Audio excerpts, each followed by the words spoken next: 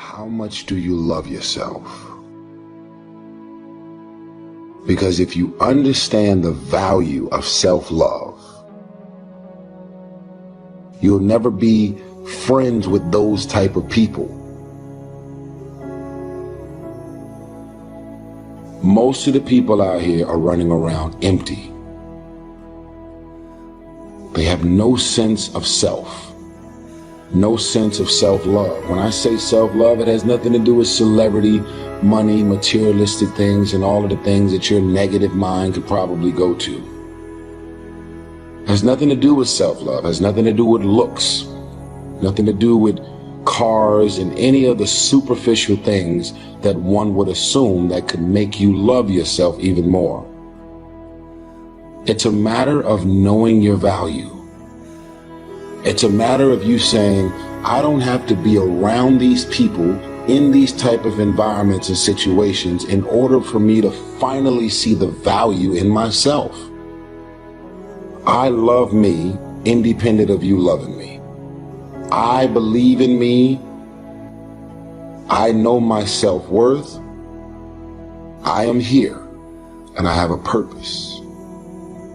There is no value in having wisdom, knowledge, insight, spirituality, love. Every day I am a work in progress.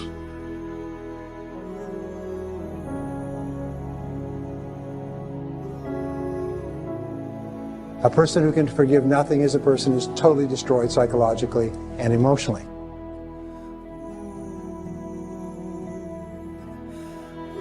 Forgive your parents. Forgive any relationship that you ever had that didn't work out. Forgive everyone else in your life that has ever hurt you in any way. Forgive yourself.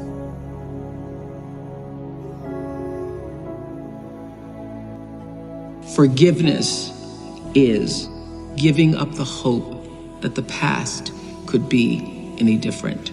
I think for myself, and I know many of you, you think forgiving means accepting what has happened to you. Well, it is accepting that it has happened to you. Not accepting that it was okay for it to happen. It is accepting that it has happened, and now what do I do about it? Forgiving is giving up the hope, not holding on, hoping, wishing that it could have been any other way than it actually was. Giving up the hope that the past could be any different. And when I got that, I think it took me to the next level of being a better person, because I don't hold grudges for anything or any situation, and neither should you. It's letting go so that the past does not hold you prisoner, does not hold you hostage.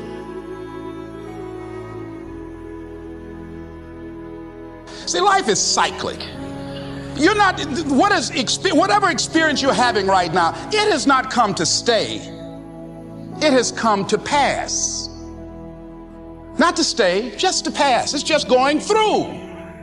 The biggest challenge is to know what's happening. This is a part of this thing we call life. This too shall pass.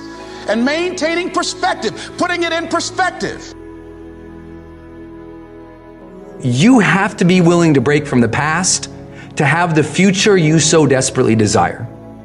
You have to have the courage to allow yourself to honor the past as it was, to forgive those who need to be forgiven, to forgive yourself, and to acknowledge that everything led you to this point now. Everything. Let it go and begin to focus on developing myself. And I say to you, you're going to have people to do things to you. Things are going to happen to you. And the most important thing to do is to harness your will and let it go and move so you can grow, so you can get on with your life.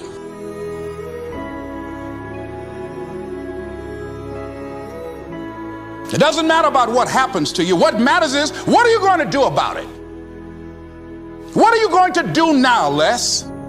But if you want to begin to move into your own personal greatness, If you want to begin to really enjoy a happy, successful, healthy life, you've got to be willing to go against the tide. You've got to be willing to harness your will. So as you're in the process of reinventing your life, write a description of the kind of person that you want to be. What are the things that you must overcome? What qualities about your personality you know that you're going to have to change because those particular characteristics are liabilities to you? What are your assets? What are your strong points? Look at and evaluating yourself to make that determination. Other thing is that in order to get out of a rut, we need some coaching. Find some trusted critics. People that you know care about you and love you. So there's some things that keeps us from growing and getting out of ruts. Number one, we identify with feedback. We take it personal when someone wants to give us some feedback on where we are falling short and tell us about our blind spots. We want to have everything being positive about us. We're not perfect. It hurts. I have a friend who's a trusted critic. I don't like him, but I love him. He doesn't tell me the things I want to hear. He tells me what I need to hear so I can grow. It hurts. It hurts when he put me on the hot seat. I can't stand it. But that's the only way that I can grow. And I'm glad that he loves me enough to risk our friendship to tell me what I need to hear, not what I want to hear.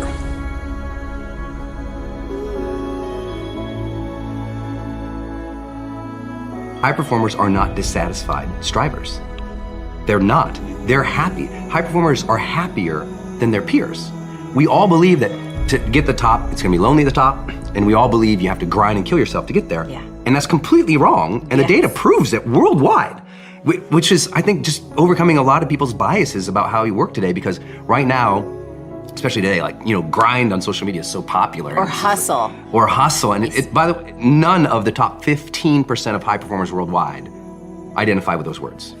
They literally don't. We asked them, we did a whole keyword analysis. Yep. This was actually pretty cool. And high performers explicitly say, these are the three driving feelings. If we said there was a high performance state, it's driven from these three things. Number one, full engagement. Yes. Number two, joy. Yes. And number three, confidence. Yes. That's what they relate with, okay? That's where it's coming from. It's a joyous journey, not a dissatisfied one. And I had this conversation in the book because I'll kind of maybe frame it this way. Each of these chapters opens with a vignette of somebody I worked with or a situation that I was in that demonstrated high performance. In this particular situation, I'm walking on a stage, thousands of people, after a very famous musician was out there and was telling the audience that that person's secret to success, remember, thousands of people, yes, their secret to that person, their whole speech, their secret to success was never settle. Never settle. Nothing is enough. Never settle. And never be satisfied. Never be satisfied. Always demand more. And I'm like, oh, my second slide, which was gonna be on Jumbotrons in like 80-point text, was strive satisfied. And I'm like, oh, I'm gonna have to dispel this for all these thousands of people. I was totally freaked out. Yeah. But what I had to explain to people was not only the data, but it's this. If you're never satisfied, I mean, is it true that life is precious?